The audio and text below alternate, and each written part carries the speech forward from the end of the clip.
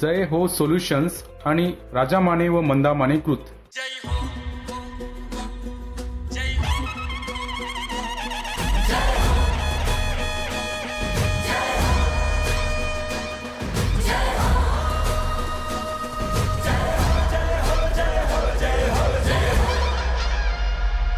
महाराष्ट्राचा तू जागर हो, निर्मितीचा तू सागर हो, भुकेल्याची तू भाकर हो, दुःखितांची तू पुंकर हो. लढण्याची, जिंकण्याची, आरंभाची, अंताची, टाकलेल्या पावलांची, जागलेल्या रातींची, राखलेल्या संयमाची, मोडलेल्या चौकटींची, साऱ्यांची तू जय हो.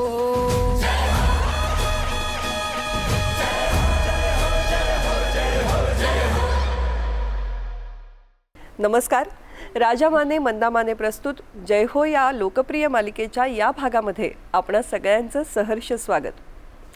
कविवर्य मंगेश पाडगावकर आईच्या वात्सल्याविषयी म्हणतात, जिथे आहे वृक्ष तिथे आहे छाया, तिथे आहेस तू आई जिथे आहे माया.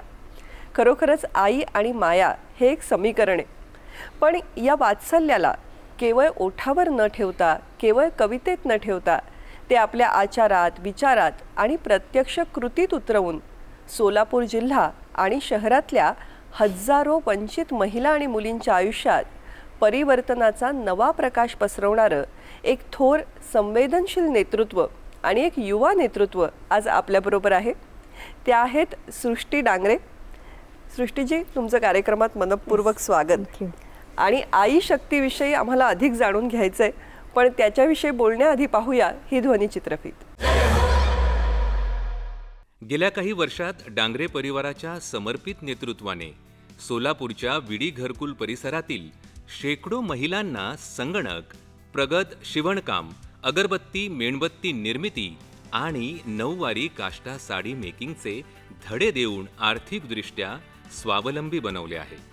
महिलांच्या आरोग्याला सर्वोच्च प्राधान्य देत सिव्हिल हॉस्पिटलच्या ART+ सेंटरमधील 350 HIV बाधित मुलींना नियमित पौष्टिक आहार आणि मानसिक आधार देणं असो, 63 शाळांमधील तब्बल 13,334 किशोरवयीन मुलींना दरमहा 2 लाख सॅनिटरी नॅपकिनचे मोफत वाटप करणं असो, की 1900 विद्यार्थिनींना स्कूल बॅग व वह्यांचे वाटप करून त्यांना शिक्षणाच्या मुख्य प्रवाहात टिकवून ठेवणं असो, हा आकडा केवळ रुग्णसेवेचा नाही, तर या डांगरे परिवाराच्या अथांग संवेदनशीलतेचा तो पुरावा आहे. या प्रत्येक कार्यातून या फाउंडेशनचे सेवा हीच खरी साधना हे ब्रीदवाक्य सिद्ध करून दाखवले आहे. आपला अभिमान हे म्हणजे ब्रीद घेऊन सोलापूर शहर आणि जिल्ह्यात, तसं पाहिलं तर तू पण स्वतः आमचे मित्र मोहनराव डांगरेंची लाडकी लेक आहे. आणि हाच विचार घेऊन शहरात आणि जिल्ह्यात काम करण्याची प्रेरणा किंवा विचार तुझ्या मनात कसा आला? सर्वप्रथम तर मी म्हणेल की मी माझे गुरु परमपूज्य परमसद्गुरू श्री गजाननजी महाराज व श्री स्वामी समर्थ स्थापित गुरुपीठाचे पीठाधीश व विश्व फाउंडेशन शिवपुरीचे अध्यक्ष आदरणीय डॉक्टर पुरुषोत्तमजी महाराज राजिमवाले यांच्या चरणी मी नतमस्तक होते. आणि त्याचबरोबर मी म्हणेल की माझ्या आईवडिलांच्या पुन्हाईने मला चंद्रकांत दादा मिळाले आणि त्यामुळे दादांचा खूप मोठा सपोर्ट आहे. दादांनी खूप बळ दिलं आणि ह्या सर्वांमुळे कामाची सुरुवात झाली. अदरवाईज कामाची सुरुवात होणं ते शक्य नव्हतं, कारण की आपण कुठलंही काम करतो तर इच्छा मनात कितीही असेल, पण तो योग्य प्रकारचा जर सपोर्ट मिळाला तर काम करायला मजाही येते आणि ते काम पूर्ण होतोय असा विश्वासही मनात येतो. खरं. आणि ज्या वेळेस मी कामाची माझी सुरुवात झाली त्यावेळेस पहिल्यांदा मी बघितलं की माझ्या घरामध्ये माझे आजोबा असतील किंवा माझे बाबा असतील तर त्यांनीच त्यांच्या आयुष्यामध्ये इतका संघर्ष केला आहे की मला असं सुरुवातीला बाहेर जाऊन समाजाची काय परिस्थिती आहे किंवा मुली आणि महिला कुठला संघर्ष करत आहेत हे असं आजच बघायची मला वेळ नाही आली, कारण की मी माझ्या आजोबा आणि माझ्या बाबांचा संघर्ष मी पाहिला होता. आणि मग ज्या वेळेस माझं एज्युकेशन चालू झालं, मी घराच्या बाहेर शिक्षणासाठी म्हणा किंवा कुठल्या कामासाठी म्हणा, तर मग त्यावेळेस विविध समस्या बघायला मिळाल्या. पण सर्वात महत्त्वाची समस्या जर मला दिसली आणि जाणवली सुद्धा तर ती म्हणजे मुली आणि महिलांमध्ये आत्मविश्वासाची खूप कमतरता होती. आणि कामाची सुरुवात जर कशी झाली ते म्हणायचं म्हणजे की मी रोज नित्यनियमाने मी अग्निहोत्र करते सूर्योदय आणि सूर्यास्ताला. त्यामुळे अग्निहोत्राच्या माध्यमातून मला खूप मोठ्या प्रमाणात ऊर्जा मिळाली आणि माझं स्वतःचं आयुष्य सकारात्मक दिशेने वाटचाल चालू झाली माझ्या आयुष्याची. आणि संवेदनशीलता ही मला अग्निहोत्रामधून आली. त्यामुळे मग त्या सगळ्या साधनेने माझ्या गुरूंमुळे, माझ्या आईबाबांमुळे, चंद्रकांत दादांमुळे कामाची सुरुवात झाली. आणि आत्ता म्हटल्याप्रमाणे की मला पहिली जे जाणवलं म्हणजे की आत्मविश्वासाची कमतरता ही सगळ्यात मोठी समस्या जाणवली. आणि अजून म्हणजे की मग मासिक पाळी आहे, मग मासिक पाळीमध्ये खूप मोठ्या प्रमाणात मुलींच्या मनात अंधश्रद्धा असतात आणि मग त्याच्यामुळे खूप मुली शाळा सोडतात. मग रक्ताची कमतरता आहे, मग शरीरामध्ये वेगवेगळ्या गोष्टींची डिफिशियन्सी आहे, मुली आणि महिलांना स्वसंरक्षणाचे जे कुठले धडे आहेत तेच माहिती नाही, ही एक समस्या मला जाणवली. परत रोजगाराच्या संधी, स्वावलंबनाच्या संधी, सो अशा विविध समस्या फक्त समोर आल्या नाहीत तर त्या आम्हाला जाणवल्या. आणि तर अशा मुली आणि महिलांच्या समस्यांसाठी माझे बाबा आदरणीय श्री मोहनजी डांगरे यांनी आईशक्ती फाउंडेशन या संस्थेची स्थापना केली की माझ्या मुली जे आयुष्य जगत आहेत किंवा माझ्या मुलींना ह्या सुखसोयी मिळत आहेत तसे समाजातील प्रत्येक मुलीला त्या सुविधा मिळायला पाहिजे. तर अशा विचारांनी त्यांनी संस्थेची स्थापना केली आणि मी त्याचं प्रतिनिधित्व करू शकते. वा. आत्ता या वेगवेगळ्या समस्यांचा जो उल्लेख झाला तुमच्याकडून, तर या संदर्भामध्ये नेमकं काम कसं करावं, त्याला कशी सुरुवात झाली? आता सुरुवातीला म्हणजे आपल्या सुरुवातीचा जो प्रकल्प होता तो म्हणजे मासिक पाळीचा तो होता प्रकल्प. आणि मी असंच एका शाळेमध्ये गेले होते, तर त्या शाळेमध्ये एखादी एक मुलगी आली होती आणि त्या मुलीची ना अशी खूप चिडचिड होत होती. आणि मग मला माहिती नाही की मला खूप मनापासून तिच्याकडे जाऊन विचारावं असं वाटलं की नक्की काय झालं आहे, काय तू इतकी म्हणजे काय इतकी चिडचिड होती, इतकी एन्झायटी का आहे. तर सुरुवातीला तिने सांगायला नकार दिला, म्हणजे तिने रिस्पॉन्स तिचा खूप कमी होता. आणि मग मी तिला खूप फोर्स केला, कारण की ते मलाच राहावलं जात नव्हतं. मग तिला फोर्स केल्यानंतर तिने मला सांगितलं की ताई ॲक्च्युली ना माझे पिरियड्स चालू आहेत आणि माझ्या पिरियड्समुळे मला खूप त्रास होतो आहे. आणि मग मी तिला म्हटलं की ते नॉर्मल आहे, पिरियड्सचं असं की आजच इतकं काही एका मुलीला जो इश्यू वाटतो तेवढं काही नाही आहे. मग मी तिला साधा प्रश्न विचारला की का तू सॅनिटरी नॅपकिन यूज नाही करत का म्हणून. तर ती म्हणे की नाही मी सॅनिटरी नॅपकिन यूज नाही करत, कारण की काय माझी आई जी आहे ती विडी कामगार आहे, सो आम्हाला ते परवडतच नाही की एव्हरी मंथ आम्ही बाहेर जाऊन सॅनिटरी नॅपकिन आम्ही विकत घेऊ आणि मी यूज करेल असं. तर त्यावेळेस माझ्या मनात विचार आला की जस्ट कोइन्सिडन्सली मी ह्या शाळेमध्ये आले आणि मला अशी एक मुलगी भेटली, पण अशा किती मुली अशा असतील की एकतर मासिक पाळी ज्यावेळेस मुलींना येते त्यावेळेस योग्य माहिती मिळत नाही, योग्य सुविधा मिळत नाही, त्यांचा तर त्रास होतोच, पण त्याचबरोबर खूप शारीरिकसुद्धा त्रास चालू असतात. सो त्या मुलींना इतक्या त्रासाला सफर करावं लागतं आहे. म्हणून मला असं वाटलं की असे किती मुली आहेत असं आपणच एकदा सर्वे करावा की ज्यांना सॅनिटरी नॅपकिन नाही मिळत आहे.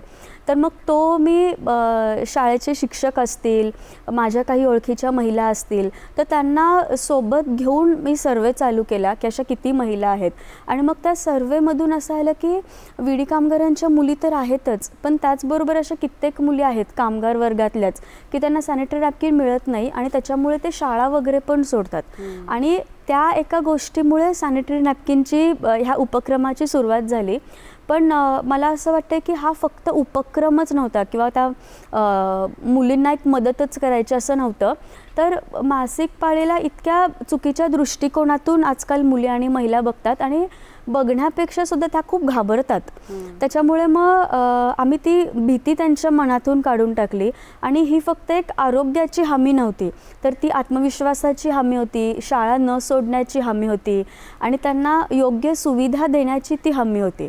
त्याच्यामुळे मग आम्ही सुरुवातीला फक्त 65,000च सॅनिटरी नॅपकिन डिस्ट्रीब्यूट केले होते पहिल्या महिन्यामध्ये. पण मग ह्याचा इतका मोठ्या प्रमाणात उपयोग झाला मुली आणि महिलांना की काही सर्वे आम्हीही केला, पण शाळेमधले शिक्षकसुद्धा आमच्याकडे आले आणि ते म्हणाले की ताई, तुम्ही आत्तापर्यंत जो हा उपक्रम चालवला आहे तो इतका उपयोगी पडला आहे मुलींना की म्हणजे तुम्ही आमच्याही मुलींना मदत करा, आमच्याही मुलींना हे मिळत नाही आहे. तर मग लोकांचाही रिस्पॉन्स आला, आम्हीही सर्वे केला. तर त्या सर्वेमधून आत्ता आपण 13,334 मुलींना दर महिन्याला 2 लाख सॅनिटरी नॅपकिन आपण मोफत वाटतो. पण मला म्हणजे एक विशेष मला सांगावं असं वाटतं की फक्त सॅनिटरी नॅपकिन वाटूनच आम्ही तिथे थांबलो नाही. तर आमची सोलापूरमध्ये गायनकोलॉजिस्टची टीम आहे, अगदी सोलापूरमधले सुप्रसिद्ध गायनिक आहेत ते. मग आम्ही त्यांना शाळेमध्ये घेऊन जातो, ते मुलींचं काउन्सिलिंग करतात आणि मग कोणाला काही PCOD असेल, PCOS असेल, सिस्ट असेल, तर अशी ट्रीटमेंटसुद्धा आम्ही मुलींची मोफत करतो. आणि ह्याचा इतका चांगला म्हणजे काही जे शाळेचे मुख्याध्यापक आहेत तर त्यांनी मला स्वतःहून सांगितलं की ताई, तुमचा हा उपक्रम इतका फायदेशीर झाला की एखाद्या मुलीला ज्यावेळेस मासिक पाळी येते तर आमच्या समोर खूप मोठा क्वेश्चन मार्क असतो की इतक्या मुलींसाठी सॅनिटरी नॅपकिन उपलब्ध करायचे कुठून. पण तुमच्या ह्याच्यामुळे असं होतं की अरे, तुम्ही सॅनिटरी नॅपकिन पाठवता, आम्ही ते डिस्ट्रीब्यूट करून टाकतो, तिथेच आमचा पूर्ण प्रश्न सुटतो. आणि कित्येक बालकांचे सुद्धा मला फोन आले की ताई, तुम्ही फक्त सॅनिटरी नॅपकिन नाही देत आहात, तर त्याचा इतका मुलींना उपयोग झाला की मुली त्यांच्या शरीराचा सुद्धा आदर करू लागल्या. नाहीतर असं होतं की अरे बापरे, मला पिरियड्स चालू झाले, आता मी किती वाईट आहे, अशी ही मानसिकता होते मुलींची. पण आपण जे काउन्सिलिंग करतो त्याच्यामुळे मुलींच्या मनातील अंधश्रद्धा गेल्या आणि त्या मासिक पाळीकडे चांगल्या दृष्टिकोनातून त्या बघायला लागल्या आणि त्या शरीराची काळजी करू लागल्या. सोलापूर ग्रामीण आणि सोलापूर शहर याची संस्कृती असेल किंवा विविध जाती धर्मांच्या लोकांचे रहिवास किंवा त्यांची वस्त्या असतील, तिथं जाणं आणि ॲप्रोच होणं हे खूप मोठं आव्हान आहे. की कारण त्यांची भाषा काही ठिकाणी तेलुगू बोलतात, काही ठिकाणी कन्नड बोलतात, काही ठिकाणी हिंदी बोलतात. तर या सगळ्या समस्यांना तुम्ही त्यांच्याशी संवाद साधताना सामोरं कसं गेलात? मग आता मी आत्ता सुरुवातीलाच सांगितलं की काम चालू करताना अशा खूप वेगवेगळ्या प्रकारच्या समस्या होत्या. आत्मविश्वास म्हटलं मी किंवा रक्ताची कमतरता म्हटलं तर, आणि आत्ताचा जो मी एक इन्सिडेंट सांगितला की ज्या मुलीची सिच्युएशन बघून मी तिच्याशी गेले. पण ज्यावेळेस हे काम चालू झालं की सॅनिटरी नॅपकिनचं आणि त्याचा इतका मोठ्या प्रमाणात रिस्पॉन्स मिळाला की असं खूप कमी वेळा झालं की आम्हाला कोणाला तरी जाऊन अप्रोच व्हावं लागलं. बऱ्याच वेळा असं झालं की अरे, ह्या ताई आहेत किंवा ही संस्था आहे, त्या खूप मनापासून काम करत आहेत आणि आम्हाला ही गरज आहे किंवा आम्हाला हे प्रॉब्लेम आहेत. तर त्या महिलासुद्धा आमच्याकडे स्वतःहून आल्या होत्या की ताई, आम्हाला असं असं आहे, आमच्याकडे हे प्रॉब्लेम आहे, तर तुम्ही आम्हाला ह्या गोष्टींसाठी तुम्ही मदत करा. सो मला वाटतं पहिलं पाऊल जे तुम्ही उचललं त्यानेच लोकांचं मन जिंकलं गेल्यामुळे महिलांना तो एक विश्वास झाला. विश्वासही त्यांच्या मनामध्ये आला की कारण की मासिक पाळी हा लोकांना खूप छोटा विषय वाटतो, बट ॲक्च्युली तो छोटा विषय नाही आहे आणि सुरुवातच त्या उपक्रमापासून झाली. त्यामुळे I am feeling so much blessed की मला असं वाटतं की तिथे विश्वास जिंकला असेल. आणि त्यावेळेस महिला त्या स्वतःहून अप्रोच झाल्या होत्या की ताई असं असं आहे. आणि आपले जे वेगवेगळे प्रकल्प आहेत, मग स्किल डेव्हलपमेंट सेंटर असेल की स्वसंरक्षणाचं असेल किंवा दिवाळीला फराळ आणि ड्रेस मटेरियल वाटणं आहे. सो अशा वेगवेगळ्या उपक्रमामधून महिलांशी संपर्क सातत्याने होत होता. आणि ज्यावेळेस महिलांशी संपर्क झाला की त्यावेळेस समोरची महिला कुठल्या मानसिकतेमधून जातीये आणि तिला कशाची गरज आहे हे कळत न कळत आम्हाला समजत होतं. त्यामुळे मग आम्हीच कधी म्हटलं की ताई, तुम्हाला असं असं आहे, मग आपण तुमच्यासाठी हे करूयात, किंवा ताई तुम्हाला आता तुमच्याकडे बघून बघून वाटतं की तुमच्यामध्ये रक्ताची कमतरता आहे, तर मग आपण तुमच्यासाठी HB जे पौष्टिक आहार आहे तर पौष्टिक आहार तुमच्यासाठी देऊयात. सो हे खूप स्प्रेड झालं आणि महिलांना खूप मोठ्या प्रमाणात विश्वास मिळाला की कितीही आमच्या समस्या असतील पण हे संस्था आहे, ह्या आहेत. आणि महत्त्वाचं म्हणजे चंद्रकांत दादा आहेत आणि त्यांच्या माध्यमातून आम्हाला खूप मोठ्या प्रमाणात बळ मिळणार आहे आणि आयुष्य जे आहे ते सकारात्मक दिशेने वाटचाल करणार आहे. सो ह्या विश्वासाने त्याच्या समस्या आहेत ते सॉल्व्ह करायला एक बळ मिळालं आम्हाला. नक्कीच. पालकमंत्री या नात्याने जेव्हा जेव्हा सोलापूरला प्रवासाला जायचो किंवा जातो त्यावेळेला माझा खूप जुना विद्यार्थी परिषदेचा मित्र मोहन डांगरेची मुलगी मोठी झाली, ग्रॅज्युएट झाली. ती म्हणायची सृष्टी डांगरे की बाबांना मदत करता, मलाही काही काम करायचं, मला मदत करा. म्हणजे तू सुरू कर, माझा पॅटर्नच हा आहे की मी काही करणार नाही पण सारं काही झालं पाहिजे. आणि त्यामुळे करणारा माणूस समोर आला की मी खूप मदत करतो. आणि तिने विडी वळणाऱ्या महिलांच्या मुलींमध्ये काम सुरू केलं. शाळांमध्ये मुलींना गरिबी असल्यामुळे सॅनिटरी नॅपकिन विकत घेता येत नाही तर ते द्यायला सुरुवात केली. आता सोलापूर शहरातल्या वेगळ्या शाळा कॉलेजमध्ये 13,000 मुलींना दरमहा मोफत सॅनिटरी नॅपकिन तिच्या माध्यमातून आपण देतो. मग त्याला आई नावाचं एक नाव तिने धारण केलं, ट्रस्ट केला. आणि आता त्याच्या ॲक्टिव्हिटीला काही लिमिटच नाही. योगा केंद्र झोपडपट्ट्यांमध्ये चालतात, वेगवेगळ्या प्रकारची कलाकुसर शिकवण्याचा उपक्रम चालतो. मग एड्स झालेल्या पेशंटच्या मुलांना धान्य देणं, औषध देणं, व्हरायटी ऑफ प्रोग्राम्स आई नावाने चालते. या 26-27 वयामध्येच तिला अनेक पुरस्कारही मिळाले. असं एका अर्थाने संवेदनशील काम लोकांसमोर आणण्याचा जय हो या कार्यक्रमाच्या माध्यमातून राजाभाऊ मानेंनी प्रयत्न केला. मी त्यांचा खूप आभारी आहे. महिलांना सक्षम करत असताना त्यांना अनेक व्यावसायिक कौशल्य तुम्ही शिकवता, स्वसंरक्षणाचंही ट्रेनिंग देता, पण त्याचबरोबरीने त्यांचा पौष्टिक आहाराची काळजी घ्यावी हा जो विचार आहे तो कशा पद्धतीने राबवला जातो, काय उपक्रम आहेत? म्हणजे आपलं जे आहे की विडी घरकुलमध्ये आपलं संस्थेचं स्किल डेव्हलपमेंट सेंटर आहे. तर तिथे आपण महिलांना वेगवेगळ्या प्रकारचे स्किल शिकवतो. तिथे आपण अग्निहोत्र शिकवतो, योगासने शिकवतो, प्राणायाम शिकवतो. तर ज्यावेळेस ह्या सगळ्या गोष्टी चालू केल्या तर त्यावेळेस आमच्या लक्षात आलं की फक्त महिलांना रोजगारच देणं आहे किंवा फक्त महिलांना कौशल्यच देणं आहे. तर ह्या गोष्टींची गरज आहेच आहे, मी नक्कीच नाही म्हणणार. पण त्याचबरोबर एखाद्या महिलेचं जर निरोगी आरोग्य असेल, तिचं निरोगी मन असेल, निरोगी शरीर असेल तर कुठलीही व्यक्ती ही आत्मविश्वासाने पुढे जाऊ शकते. सो ह्या सगळ्या गोष्टींमध्ये कुठेतरी पौष्टिक आहार जो आहे तो खूप महत्त्वाचा आहे. मग पौष्टिक आहार कशा पद्धतीने आपण वितरित करतो? आपण जे आहे की ज्यावेळेस महिला आणि मुली योगासनं करायला येतात, अग्निहोत्र करतात, प्राणायाम करतात, तर ते झाल्यानंतर आपण त्यांना कधी राजगिराचा लाडू असेल किंवा पालकाचे परोठे असतील, एखादं केळ असेल किंवा ड्रायफ्रूटचे लाडू असेल, तर आपल्या संस्थेच्या ज्या महिला आहेत तर त्या महिला ते स्वतः बनवतात.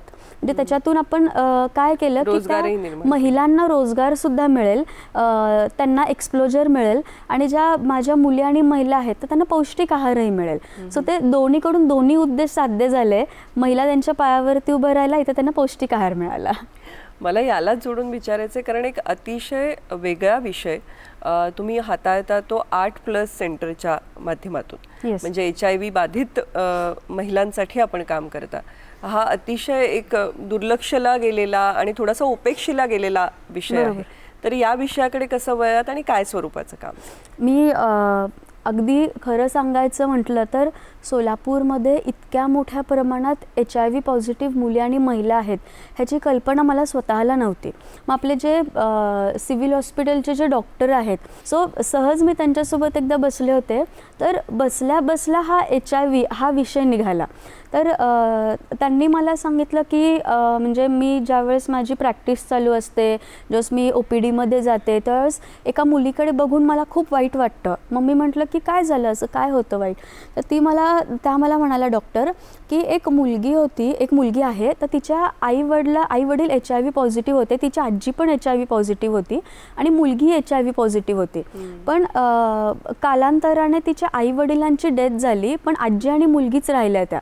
तर मी त्यांना सहज म्हटलं की मला तुम्ही सांगाल का की आपल्या सोलापूरमध्ये अशा किती महिला आहेत की त्या HIV पॉझिटिव्ह आहेत? तर त्यांनी जो आकडा सांगितला तो अतिशय अनएक्सपेक्टेबल होता की 3729 महिला ह्या HIV पॉझिटिव्ह आहेत आणि त्यांची नोंद आहे, म्हणजे नोंद असलेल्या ह्या महिला आहेत.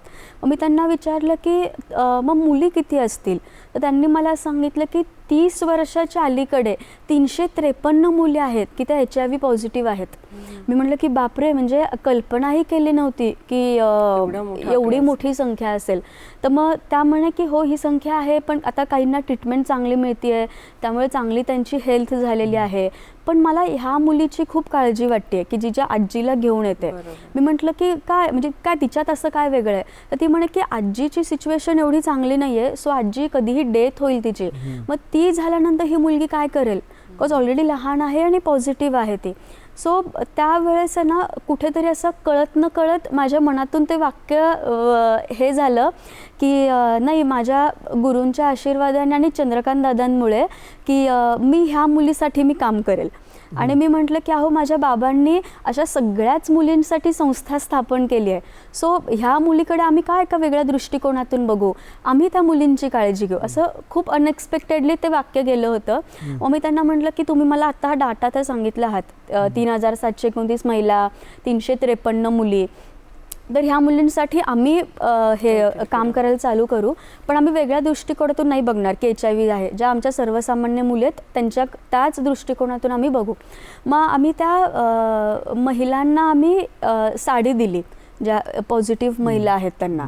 तर त्यावेळेस त्यांना इतका आनंद झाला आणि म्हणजे एक वेगळ्याच प्रकारचा समाधान मला त्यांच्या चेहऱ्यावरती बघायला मिळालं. आणि ज्या मुलींना आम्ही जे पौष्टिक आहार देतो, तर त्यांना आम्ही पौष्टिक आहारही देतो आणि धान्यही देतो आम्ही त्यांना. तर त्यावेळेस सुद्धा फक्त त्यांना एक मदत म्हणून नाही, तर तुम्ही सुद्धा बाकीच्या लोकांसारखेच आहात, आम्ही तुमच्यासोबत कायम आहोत आणि तुम्हाला कधीही गरज लागली तर आम्ही तुमच्यासाठी आहोत. हा एक आत्मविश्वास वाढवण्याचं काम आम्ही त्यावेळी केलं. आणि त्यांना हेही सांगितलं की तुम्हीही बाकी लोकांसाठी सारखे स्वप्न बघू शकता आणि पुढे जाऊन तुम्हीही समाजाचं प्रतिनिधित्व करू शकता. सृष्टी, आता पुढं आई शक्तीची वाटचाल कशा पद्धतीनं व्हावी असं चंद्रकांत दादा आणि तुझ्या पप्पांना वाटतंय?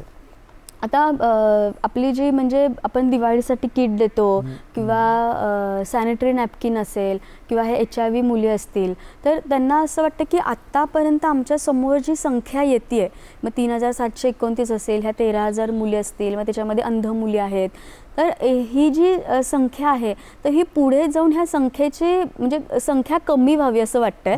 तर आपलं जे एका भागामध्ये स्किल डेव्हलपमेंट सेंटर आहे, तर असं सोलापूरमधील जेवढे भाग आहेत तर प्रत्येक भागामध्ये हे स्किल डेव्हलपमेंट सेंटर असावं की जेणेकरून महिला येऊन रिलॅक्स फील करतील. कारण की खूप जे आपलं सेंटर आहे तिथं महिला हे आमचं माहेर आहे असं समजतात. आणि त्याचबरोबर इंग्लिश स्पीकिंगचं जे आपण म्हणतो, तर सोलापूरमध्ये खूप भाषेचे लोक आहेत, मोठ्या प्रमाणात तेलुगू आहेत, कन्नड आहे, वेगवेगळ्या भाषेचे आहेत, पण ती भाषा त्यांना बोलायला खूप सोपी वाटते कारण की काय ती आमचीच भाषा आहे असं म्हणतात. पण इंग्लिशचा विषय झाला की मुली घाबरतात की असं वाटतं की अरे बापरे, इंग्लिश आहे, मग आम्ही आता कसं बोलू. मग त्यांना ती एक भीती असते मनामध्ये. त्याच्यावर वाटलं की आपण सुरुवातीला एक लँग्वेजसुद्धा ॲड करावी की जेणेकरून मुली लँग्वेजही शिकतील आणि त्यांचा कॉन्फिडन्सही बिल्डअप होईल. म्हणजे आपलं स्किल डेव्हलपमेंट सेंटर हे एका अर्थाने पूर्ण व्यक्तिमत्वाचा विकास करणार अशा पद्धतीने आहे. हो. आता तुम्ही म्हणालात की जसं इंग्रजीचं प्रशिक्षण दिलं जातं, तसंच मला वाटतं कम्प्युटर प्रशिक्षणही आपण येस, म्हणजे हा माझा म्हणजे सगळ्यात आवडीचा विषय आहे. आणि आवडीचा विषय म्हणण्यापेक्षा माझ्या सगळ्यात आवडीचा प्रश्न तुम्ही विचारलात की आपण जे स्किल डेव्हलपमेंट सेंटर चालू केलं तर तिथे आपण म्हणजे सगळंच शिकवतो. मग अग्निहोत्र असेल, योगा, प्राणायाम, शिवण क्लास, पण त्याचबरोबर ना आपण तिथे महिलांना टेक्नॉलॉजीसुद्धा शिकवतो. म्हणजे आपण त्यांना कम्प्युटरसुद्धा शिकवतो.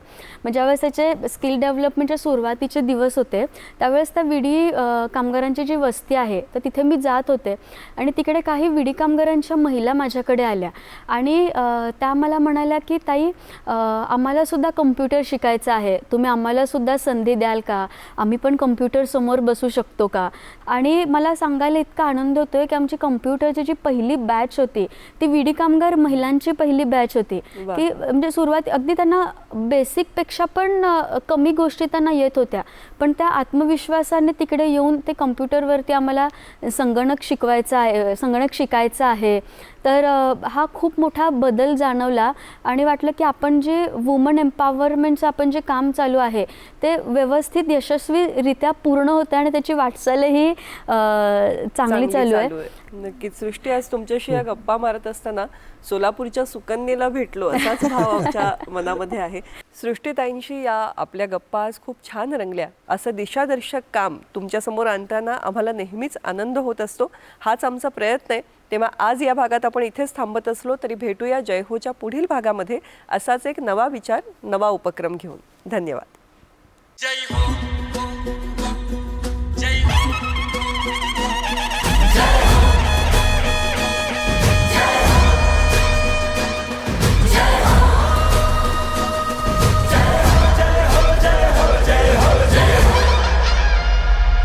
महाराष्ट्राचा तू जागर हो, निर्मितीचा तू सागर हो, भुकेल्याची तू भाकर हो, दुःखितांची तू पुंकर हो. लढण्याची, जिंकण्याची, आरंभाची, अंताची, टाकलेल्या पावलांची, जागलेल्या रातींची, राखलेल्या संयमाची, मोडलेल्या चौकटींची, साऱ्यांची तू जय हो.